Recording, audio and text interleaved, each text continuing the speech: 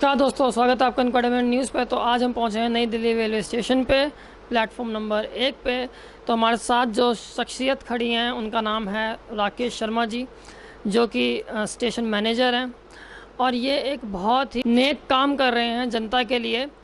तो इसके ऊपर थोड़ी सी नज़र डालेंगे। जैसे कि आपको पता है कि स्टेशन पे कई लोगों का सामान खो जाता है, गुम हो जाता है। इस चीज़ को लेके वो निराश हो जाते हैं कि उनका सामान उनको पता नहीं मिलेगा या नहीं मिलेगा। लेकिन सोचिए, अगर आपको कॉल आए और आपको पता चले कि आपका सामान मिल चुका है, आपका सामान ढूंढ लिया गया है, और अगर आप आ सकते हैं तो ठीक है, नहीं आ सकते तो आपके घर तक भी पहुंचाया जाए वो सामान, तो आप इस सुविधा से कितना फ़ायदा उठा सकते हैं। ठीक ऐसा ही कुछ नेक कार्य कर रहे हैं राकेश शर्मा जी, और राकेश शर्मा जी से जानने की कोशिश करेंगे कि ये उन्होंने कब से स्टार्ट किया करना। नमस्कार राकेश शर्मा जी। नमस्कार जी। ये कार्य आप कब से कर रहे हैं? जब से हम रेल में भर्ती हुए हैं तब से ये कार्य कर रहे हैं हम। और क्या क्या सामान आपको मिलता है? हमें maximum laptop, mobiles, Kindle, Apple iPad, tablet वगैरह मिलते हैं। जी, आप इस चीज़ की पुष्टि कैसे करते हैं और आप तक ये चीज़ें पहुंचती कैसे हैं, जो खोई हुई वस्तुएं जिस इंसान से ये ताल्लुक़ रखती हैं वहाँ तक आप ही कैसे पहुँचाते हैं?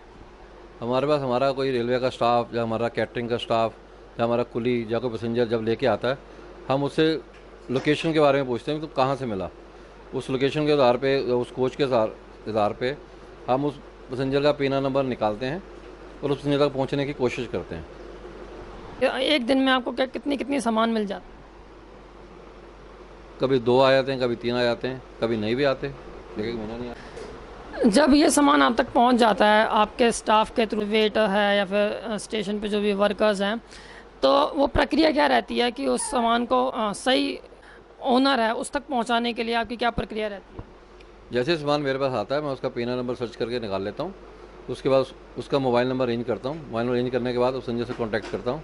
जी, आपको ये कार्य करने की प्रेरणा कहाँ से मिली? और जैसे कि हम जानते हैं कि ये कार्य करने के लिए और भी डिपार्टमेंट्स हैं, लेकिन ये आपकी ड्यूटी में शामिल नहीं है, फिर भी आप ये कार्य कर रहे हैं, तो इसके पीछे कोई स्टोरी है तो आप ज़रूर शेयर कीजिए अपनी हमारी जनता के साथ। नहीं, हम स्टेशन मास्टर कैडर से हैं। हमारा काम ही पैसेंजर की हेल्प करना है जी। और हम ये शुरू से करते ही आ रहे हैं जब से रेल में भर्ती हुए हैं। और अब जब से ई टिकटिंग शुरू हो गई तो हमारे पास मोबाइल नंबर अरेंज हो जाता है, तो उससे हम कोशिश करते हैं पैसेंजर से जमा कराने से पहले, एलपीओ में जमा कराने से पहले उस पैसेंजर से कांटेक्ट कर लें, कांटेक्ट करके उसका सामान उस तक लौटा दें। तो हम इसमें कामयाब हो रहे हैं, तो बड़ी खुशी की बात है। जिन जिन लोगों को आप ये सामान पहुंचाते हैं, तो जाहिर सी बात है उनके चेहरे पे एक अलग ही खुशी होती होगी। ये चीज़ देख के आपको कैसा महसूस होता है? हमें आत्म संतुष्टि मिलती है। जी, तो जैसा कि आपने देखा, राकेश शर्मा जी ने चर्चा पे रोशनी डालने की कोशिश करी कि आप समझ सकते हैं कि ये एक बहुत ही नेक कार्य है और ये रेलवे की छवि को बहुत ही ऊंचे दर्जे पे ले जाता है। ये कार्य शर्मा जी अपने कार्यकाल में काफ़ी लंबे अरसे से करते आ रहे हैं। अभी तक राकेश शर्मा जी ने इस प्रकार के तकरीबन 904 केस सुलझाए हैं और उन खोए हुए सामान को उनके सही मालिक तक पहुंचाया है। ये एक बहुत ही बड़ा आंकड़ा है, 904।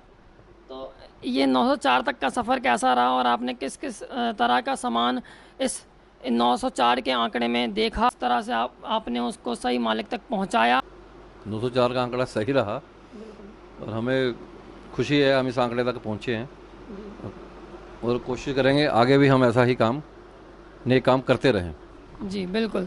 आपका अगर सामान खोता है तो आपको बिल्कुल टेंशन लेने की ज़रूरत नहीं, क्योंकि नई दिल्ली पर राकेश शर्मा जी जो मैनेजर हैं, जो अधिकारी हैं, वो अपना काम सच्चे दिल से कर रहे हैं। आप कमेंट सेक्शन में ज़रूर बताइए कि राकेश शर्मा जी के इस कार्य के बारे में आप क्या सोचते हैं, और इस वीडियो को ज़्यादा से ज़्यादा शेयर कीजिए और लोगों तक पहुंचाइए कि रेलवे के अंदर ऐसे अधिकारी भी हैं जो अपना कार्य बढ़ चढ़ कर करते हैं, बल्कि उससे ज़्यादा ही करते हैं। चैनल के साथ बने रहिए और चैनल को सब्सक्राइब करें, बेल आइकन को दबाएं और कमेंट करना बिल्कुल ना भूलें।